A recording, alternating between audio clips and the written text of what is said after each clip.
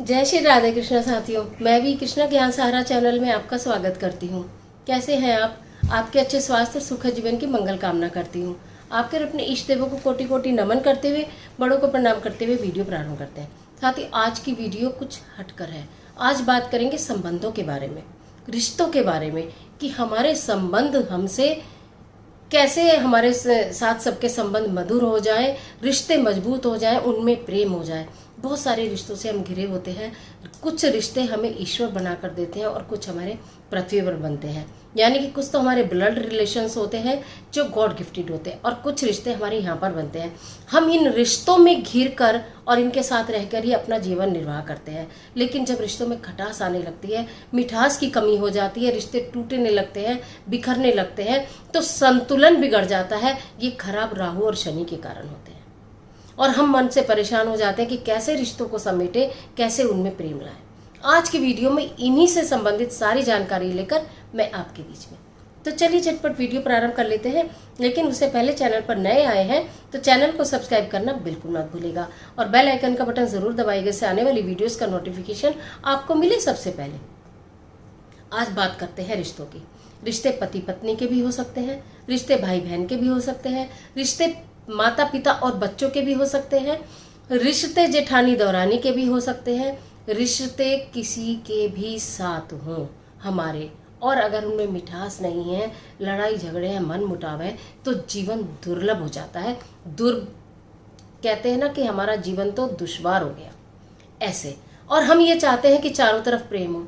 जब जो हमसे संबंधित लोग हैं, अगर वो प्रेम नहीं करते हैं या हमसे दूर होते चले जा रहे हैं, बच्चे माता पिता से दूर हो गए, भाई से बहन दूर हो गया है, जेठानी दौरानी की नहीं बनती है, नंद भाभी की नहीं बन रही है, सास बहू की नहीं बन रही है, पति पत्नी की नहीं बन रही है, सारी चीजों का कारण यही है, हमारा शनि और राहु बिगड़ जाता है।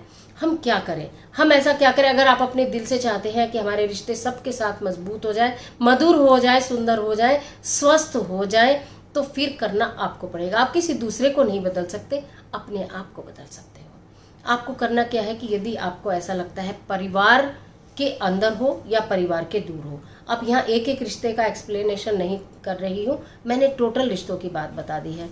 आप तुलसी की माला से एक माला प्रतिदिन गायत्री मंत्र का जाप शुरू कर दीजिए। तुलसी की माला हो और गायत्री मंत्र का जाप हो, ये तो आप अपने जीवन में उतार ही लीजिए अगर आपको अपने रिश्ते मजबूत हर किसी से रखने हैं। घर में आपके फटे पुराने जूते चप्पल ना हो, इस बात का आप ध्यान कीजिए। क्योंकि जब घर में पुराने दुराने जूते चप्पल रखे, चाहे वो हमारे छोटे हो गए, चाहे तो वो कहीं से टूट गए, तो हम उसे बांध के रख देते हैं, हम इसे जुड़वा लेंगे, लेकिन जुड़वाते नहीं है। ठीक है ना? ऐसे जूते चप्पलों को तुरंत अपने घर से बाहर कर दीजिए। तीसरी बात, आपको क्या करना है, सतनजा बाजार में मिलता है, यानी सतनजा मतलब 7 प्रकार का अनाज मिला हुआ एक जगह, किराने की दुकान पे, परचूने की दुकान पर, सब पे मिलता है। वो आप ले आइए, जितना भी लाना चाहे, 250 ग्राम ले आइए, 500 ग्राम ले आइए, जितना भी चाहे आप उतना ले आइए। उसको अपने घर की मिक्सी में ही आप पीस लीजिए और उसमें शक्कर मिला लीजिए, शक्कर मिला लीजिए, चीनी मिला लीजिए बारीक वाली, और एक डब्बे में भर के रख लीजिए। वो चीटियों को डालना प्रतिदिन प्रारंभ कर लीजिए, मिठास आती चली जाएगी। कहीं भी बहुत सारे मेरी बच्चियां कमेंट बॉक्स में हमें मुझे बताती हैं कि भी हमारे रिश्ते नहीं बन रहे हैं, मुंह तक देखना नहीं चाह रहे हैं, भाई बहन आपस में हम बहुत प्रेम करते हैं। तो आप ये करना, आप किसी को नहीं सुधारिए, अपने आप को सुधारिए, अपने ग्रह मजबूत कीजिए। आपके ग्रह मजबूत होंगे तो बंदा खुद ही आपकी तरफ चल कर आएगा, उसका खिंचाव आपकी तरफ होगा, प्रेम बढ़ेगा। ठीक है? सतनजा पीस लिया मिक्सी में और उसमें मीठा मिला के रख लिया। वो जहाँ भी कहीं चीटियाँ हैं वहाँ डालिए। लॉकडाउन है, बाहर नहीं जा सकते, कोई आवश्यकता ही नहीं, कहीं भी पेड़ पौधे होते हैं, ऐसा तो बिल्कुल नहीं है कि घर के दरवाजे के बाहर भी नहीं जाएंगे, वहीं डालिए कच्ची जगह में, सांप चीटियाँ खा लेंगी। ये करिए। आप अपने सिरहाने, अगर आप पति पत्नी हैं और पति पत्नी में अनबन है, बेवजह का गुस्सा, बेवजह की लड़ाई हमेशा तनातनी रहती है, तो क्या करें, आप अपने सिरहाने कांच की कटोरी में या कांच के गिलास में थोड़ा सा पानी लें, उसमें इतना सा नमक डालें और रख लें, और प्रातः काल उठ के वो पानी अपने घर के बाहर कहीं भी डाल दीजिए। आप ये देखिए कि सब नेगेटिविटी दूर हो जाएगी। जो विचार नहीं मिल रहे ना, आपस में तनातनी रह रही है, मन मुटाव रह रहा है, वो सब दूर हो जाएगा। ये उपाय पति पत्नी जब एक बेड पर जो भी सो रहा है, पति पत्नी सो रहे हैं, तो भी आप अपने सिराने रख के कर लीजिए, मधुर हो जाएंगे। अगर माँ को ऐसा लगता है मेरे बच्चे नहीं मेरा कहना मान रहे हैं, नहीं सुन रहे हैं मेरी बात, तो वो अपने सिराने रख के सो जाए। बच्चा भी अगर उस बेड पर सो रहा है या उस कमरे में भी सो रहा है, तो भी ये काम करेगा। जिसके साथ भी आपका लड़ाई झगड़ा हो रहा है या आपको ये लगता है मेरे मन मुताबिक नहीं चल रहा है, आप तब भी ये काम कर सकते हैं। फिर यदि पति पत्नी दोनों ये चाहते हैं कि हम मिलकर रहें, लेकिन तीसरा नहीं मिलने दे रहा, प्रॉब्लम परिवारों में ये भी तो होती है कि इसने इसको सिखा दिया, उसने उसको सिखा दिया, फोन पर बात हो रही है और लड़ाई हो गई आपस में। लेकिन आपस में दोनों सुलह से रहना चाहते हैं, लेकिन अनजाने में ही अचानक कोई ऐसी मतभेद हो जाते हैं। तो दोनों पीपल के पेड़ पर प्रतिदिन जल चढ़ाना प्रारंभ कर दो, रविवार को छोड़ के, बाकी सब दिन।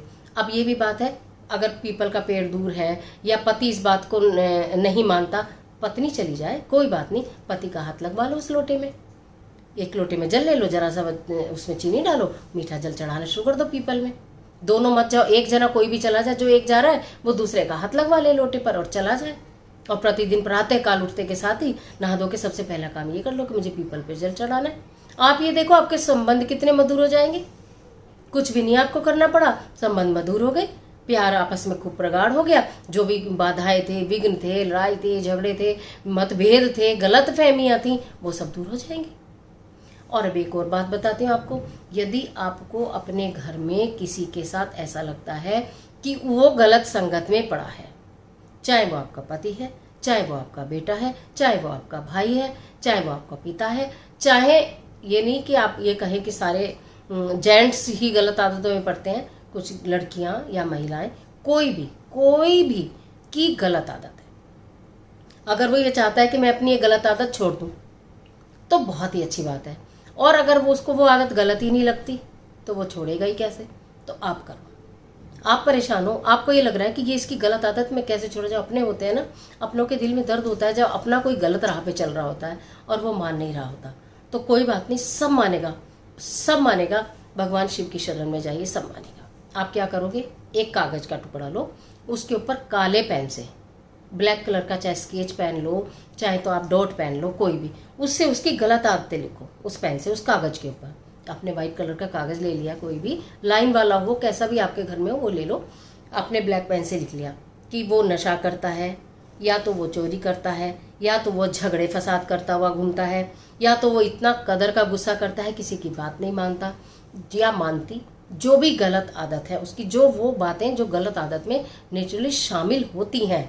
ऐसा नहीं कि थोड़ा मोड़ा गुस्सा तो हर किसी को आ जाता है, थोड़ा मोड़ा कहना तो सबका चल जाता है, वो गलत आदत में शामिल नहीं होता। गलत आदत होती है अति की, जिससे दूसरों को नुकसान हो रहा हो, वो होती है गलत आदत। तो आपने वो कागज पे लिखा, उसमें 11 चावल के दाने रखो और उसे कागज को मोड़ को फोल्ड कर लो, पुड़िया बना लो फोल्ड करके।